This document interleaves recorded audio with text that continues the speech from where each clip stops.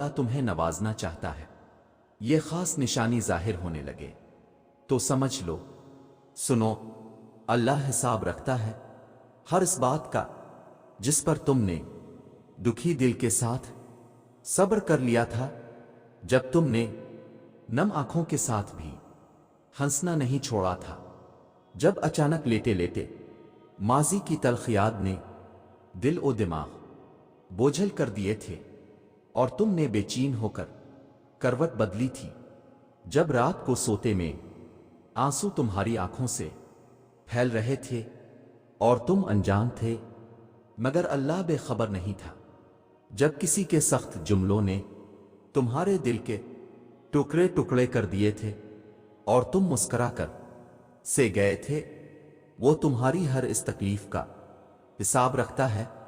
تمہیں یہ وقت بھلے ہی مشکل لگ رہا ہو مگر تمہاری سب مشکلات کا حل بس اس کے ایک کن میں رکھا ہے، اس لیے قرآن پاک میں فرمایا ہے، جب بندہ بہت پریشان ہو جاتا ہے تو پھر اس کو تسلی دی گئی ہے، بے شک ہر تنگی کے بعد آسانی ہے۔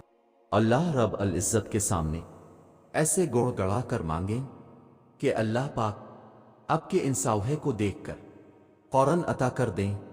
حضرت ایوب علیہ السلام کو اتنی بڑی بیماری میں اتنے عرصے کے بعد جب صحت عطا کی گئی تو اللہ پاک نے پہلے سے بھی زیادہ نعمتیں ان کو عطا کی، حالانکہ وہ سب جو پہلے تھا وہ تو تباہ ہو چکا تھا، لیکن حضرت ایوب علیہ السلام اپنے رب کی طرف ہی آہ وزری اور شکر گزاری کرتے رہے اور مانگتے رہے، تو اللہ پاک نے بھی پھر ہر طرح کی نعمتیں عطا فرما دیں۔ ہم نے بھی ہر حال میں اسباب کو اختیار کرتے ہوئے صرف اللہ پاک کی رحمت کی طرف توجہ کرنی ہے، انشاءاللہ اللہ پاک سب کے کام بنائیں گے۔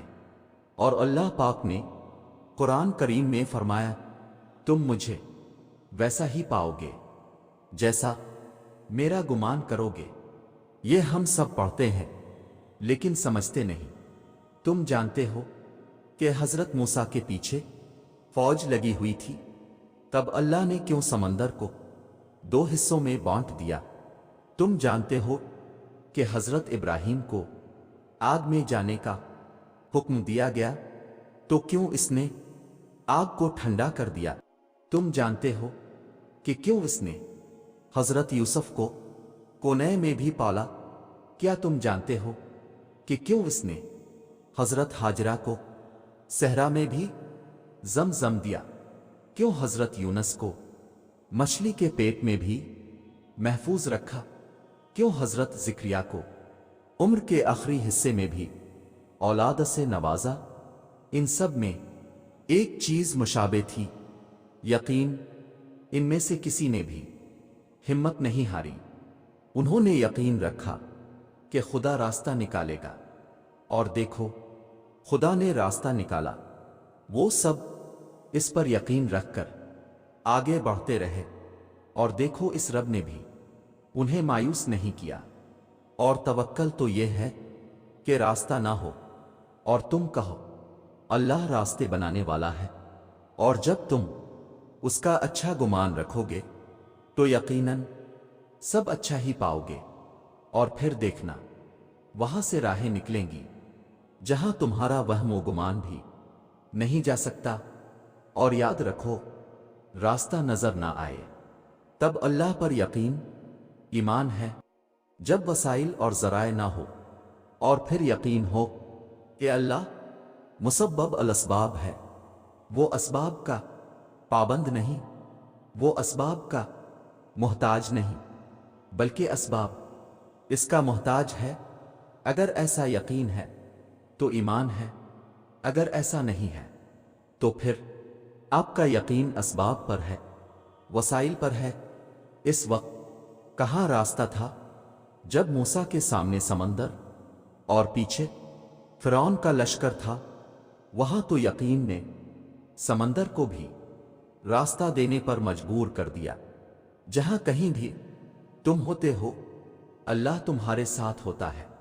لیکن اس کا یقین قائم ہو جائے پھر دنیا کی کوئی طاقت تمہیں نہیں ہرا سکتی۔ یاد رکھو، جو دروازے زمین والوں کی تدبیروں سے بند ہوتے ہیں ان سے بڑے دروازے آسمان والے کے فضل سے کھلتے ہیں۔ مکار اپنی چالیں چلتے رہ جاتے ہیں اور رب کی کن سے وہ اپنے ہی جال میں الجھ کر رہ جاتے ہیں۔ ذلت دینے والے پلان ہی کرتے رہ جاتے ہیں اور رب عزتوں سے نواز دیتا ہے۔ ایسا کچھ نہیں جو رب سے پوشیدہ ہو، اور ایسا بھی کچھ نہیں جو اس کے اختیار سے باہر ہو۔ سنو، جب تم گہرے درد میں سوالی بن کے اللہ کے سامنے جاتے ہو، جب تم بے بیاں خاموشیاں لے کے اللہ سے فریاد کرتے ہو، جب تم اپنی خطاؤں کی ٹوکری لے کے اس سے رحم کی بھیک مانگتے ہو، تو وہ اپنی ساری رحمت سمیت کے تمہارا استقبال کرتا ہے، اپنے پر سکون سی یاد میں لپیٹ کے دنیا کے ہر درد سے آزاد کرا دیتا ہے، اپنے نور سے تمہارا بکھرا ہوا دل پر نور کر دیتا ہے۔ بس اس کی طرف آنے کی ذرا سی دیر ہے۔ اور سنو، اگر تمہیں کم عمر میں ہی بہت پریشانی آ رہی ہے تو سمجھ لینا کہ تمہارا رب تمہیں بہت نوازنے والا ہے۔ تعالیٰ فرماتا ہے، نہ تو تیرے رب نے تجھے چھوڑا ہے، نہ وہ بیزار ہو گیا ہے۔ اللہ ہی تمہارا پہلا سہارا تھا اور اللہ ہی تمہارا آخری سہارا ہے۔ تم کتنے ہی گناہگار کیوں نہ ہو، کتنے ہی نافرمان کیوں نہ ہو، جب بھی تم اسے پکارو گے وہ تمہیں جواب دے گا۔ تم پلٹ کر آنے میں دیر کرتے ہو، مگر وہ دیر نہیں کرتا، وہ بس تھام لیتا ہے اور رحم فرما دیتا ہے۔ وہ وقت دور نہیں ہے جب تمہیں تمہارا رب اتنا دے گا کہ تم راضی ہو جاؤ گے۔